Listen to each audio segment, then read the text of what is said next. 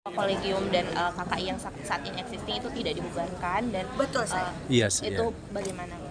Ya, jadi tadi kan Bu Sali juga udah bicara bahwa dengan adanya putusan MK itu justru menegaskan sekali lagi salah satu catatan utama dalam diskusi hari ini yakni standar ya. Jadi tadi Bu Sali udah menegaskan bahwa justru dengan MK ini menegaskan kembali kolegium itu adalah unsur keanggotaan konsil, bukan di bawah organisasi polisi. Itu clear Pak, justru penegasan sangat tegas gitu. Itu yang pertama. Terus yang kedua tentang tinggal pengaturan yang tadi sebagai alat kelengkapan sebenarnya di dalam undang-undang menjadi unsur keanggotaan konsil itu sebenarnya di dalam batang tubuh juga udah mengatakan bahwa salah satu di dalam unsur keanggotaan konsil adalah Kolegium Kesehatan Indonesia. Seperti itu. Tapi nanti kita lihat ya, kita kaji nanti bentuk kelembagaan, proses yang lain-lain itu kita akan melihat dan menyesuaikannya seperti apa. Gitu Mbak Neti. Bu, termasuk yang dualisme kolegium itu kolegium yang jadi kalau sudah ditegaskan oleh MK artinya tidak ada lagi dualisme kolegium. Gitu ya, karena pasal 451-nya ditolak. Pasal 451 ditolak ya? 451-nya putusannya ditolak. Jadi itu semakin menegaskan nggak ada nanti dualisme. teman-teman barangkali harus clear juga ya, supaya nggak bingung ya. Sekali lagi ditegaskan bahwa yang berlaku adalah sebagai kolegium sebagai unsur keanggotaan pasal 451 dalam tuntunan pemohon itu ditolak seperti itu. Artinya tidak ada lagi dualisme kolegium. Apabila ada berarti ya harusnya itu tidak resmi ya, tidak dilegal.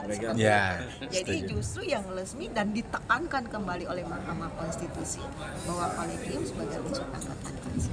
Bu, sedikit mungkin di luar isu ini terkait di medsos itu lagi ramai yang berbagi edukasi gitu ya, dokter-dokter berbagi konten terkait edukasi. Konten ya, podcast mungkin kan di mereka belakangan malah memicu kegaduhan terkait kompetensinya.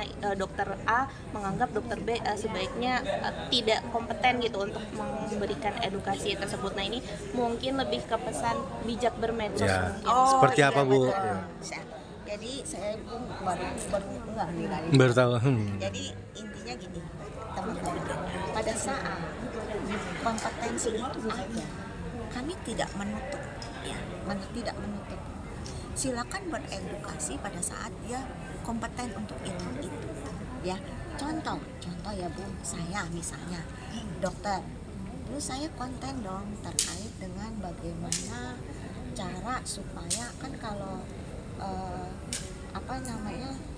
rokok ya, kita bagaimana kita tahu bahwa kita udah PPOK atau belum gitu kan, apakah saya tidak boleh keilmuan saya, apakah itu harus dokter salah satu dokter yang menguasai keilmuan kan enggak, yang penting yang pertama adalah kompetensi dia ada nggak tentang itu, mengerti nggak tentang itu gitu loh. Jadi itu tidak juga mengunci-unci juga, yang penting adalah sekali lagi basis kompetensi kita ada.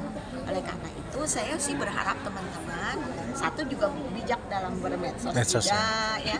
Yang kedua lakukan sesuai apa yang kita punya, ilmu kita gitu loh, sesuai dengan kompetensi kita. Kalau kompetensi saya siap untuk itu ya saya sih siap aja untuk memberitahu pada masyarakat, mengedukasi kan.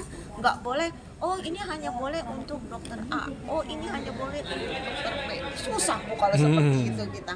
Masyarakat kita ada berapa? 287 juta gitu ya. Seperti itu. Oke.